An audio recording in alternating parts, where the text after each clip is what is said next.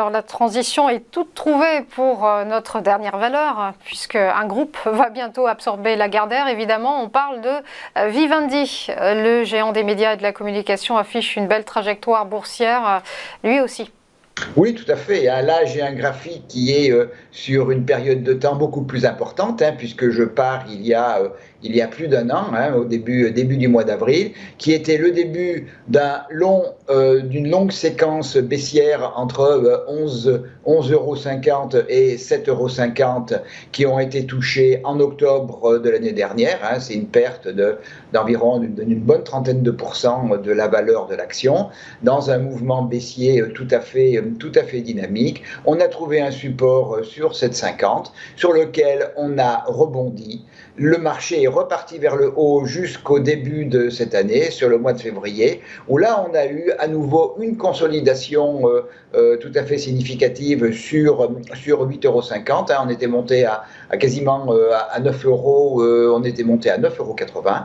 On a consolidé sur 8,50 et là on est reparti aussi d'une manière tout à fait dynamique, où on a d'abord franchi le dernier plus haut dans le mouvement haussier il y a une dizaine de jours. On est maintenant sous une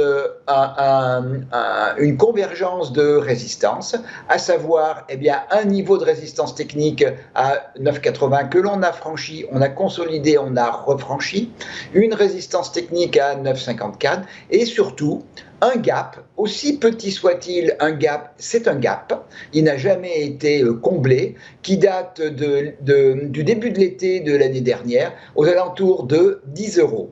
Donc maintenant, on va attendre le franchissement ou espérer le franchissement par Vivendi de ce niveau presque rond à 10 € pour relancer la dynamique haussière en direction de 10,43, 10,90 et 11,20 qui sont à la fois des niveaux de résistance technique et des extensions de Fibonacci du dernier mouvement de consolidation dont on vient de parler sur le retracement 50%.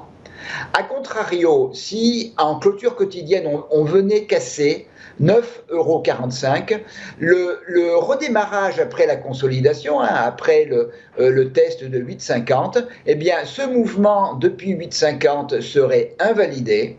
Et si dans une baisse au-dessous de 9,45, on venait recasser 8,50, c'est tout le mouvement haussier qui a démarré au mois d'octobre de l'année dernière qui, lui, serait invalidé et la voie serait ouverte pour revenir éventuellement à l'origine du mouvement vers 7,50 €. Mais mon biais est quand même plutôt favorable.